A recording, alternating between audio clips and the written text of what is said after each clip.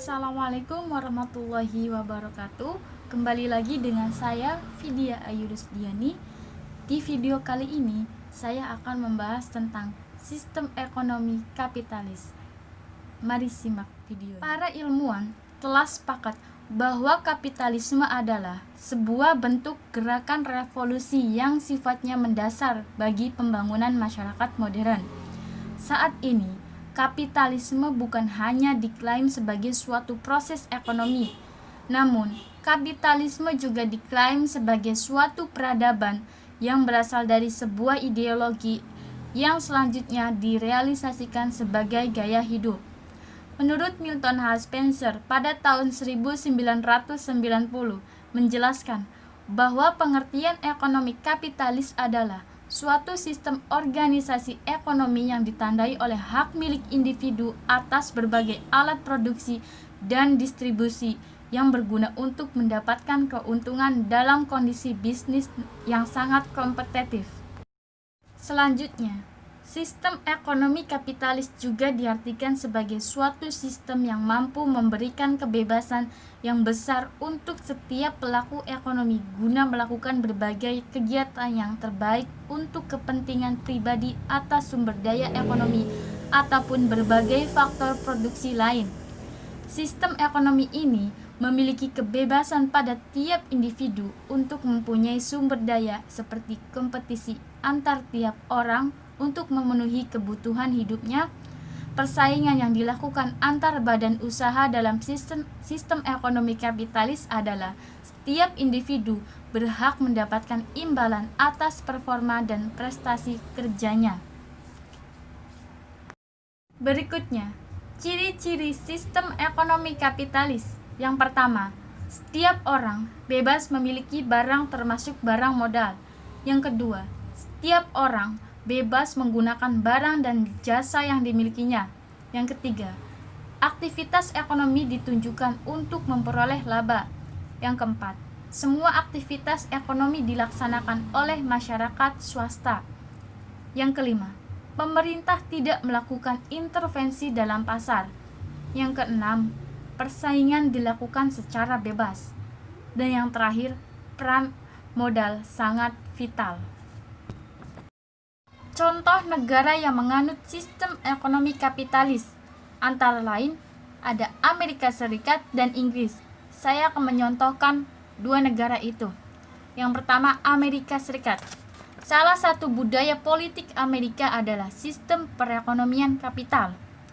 Kapitalisme mengharuskan pemerintah untuk terlibat dalam kegiatan ekonomi seminimal mungkin. Bebas berusaha dan kepercayaan diri adalah prinsip-prinsip dasar dari kapitalisme. Firma atau perusahaan diperbolehkan untuk beroperasi di pasar bebas dan terbuka. Amerika Serikat mengadopsi lebih banyak elemen kapitalis daripada elemen sosialis. Karena tradisi individualisme yang kuat, orang Amerika cenderung membatasi tujuan dari tindakan pemerintah dalam bidang ekonomi. Berikutnya, ada pandangan tentang nilai atau value atas suatu barang. Nilai adalah suatu sarana penting untuk melihat suatu fungsi atas barang dan jasa, juga untuk menentukan kemampuan produsen dan konsumen. Terdapat dua kategori nilai barang dan jasa, yaitu nilai yang erat kaitannya dengan nilai guna suatu barang untuk individu atau yang bisa disebut dengan nilai guna, utility value, dan yang memiliki keterkaitan dengan nilai suatu barang terhadap barang lainnya yang disebut dengan nilai tukar, exchange value. Selanjutnya, ada peranan harga dalam sistem ekonomi kapitalis. Dalam sistem ekonomi kapitalis, harga mempunyai peranan dalam kegiatan produksi, konsumsi, dan distribusi melalui struktur harga. Yang pertama, peranan harga dalam produksi. Dalam hal produksi, tentunya harga akan menentukan siapa saja produsen yang diperbolehkan untuk masuk ke dalam area produksi dan siapa saja yang tidak diperbolehkan masuk. Sistem ini akan mengakibatkan status kepemilikan produksi dalam sistem ekonomi kapitalis ditentukan oleh kekuatan modal yang dimiliki oleh para produsen, sehingga mereka yang berstatus sebagai ekonomi lemah tidak bisa ikut serta dalam proses produksi. Selanjutnya, peranan harga dalam konsumsi. Dalam bidang konsumsi, harga adalah alat pengendali yang akan menentukan kemampuan konsumen dalam memenuhi beragam kebutuhan dan keinginannya akan suatu barang. Berikutnya, peranan harga dalam distribusi. Dalam ekonomi kapitalis, struktur harga akan digunakan sebagai titik pertemuan antara penawaran produsen dan permintaan konsumen.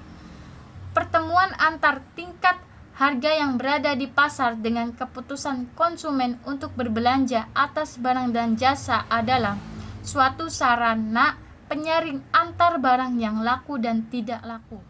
Kelebihan sistem ekonomi kapitalis. Yang pertama, setiap individu atau perorangan atau perusahaan memiliki kebebasan dan mempunyai hak untuk memiliki kekayaan dan sumber daya produksi pribadi atau tidak dibatasi seperti halnya sistem ekonomi sosialisme. Yang kedua, inisiatif dan kreativitas masyarakat dalam kegiatan ekonomi dikembangkan.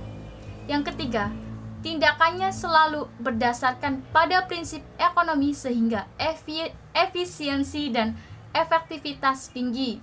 Yang keempat, karena setiap individu bebas melakukan kegiatannya, maka akan ada persaingan antar produsen atau perusahaan untuk menghasilkan barang yang bermutu.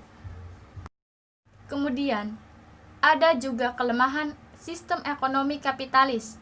Yang pertama, kebebasan dalam melakukan kegiatan ekonomi ini seringkali disalahgunakan oleh pihak yang dari segi ekonominya kuat untuk memeras pihak yang lemah.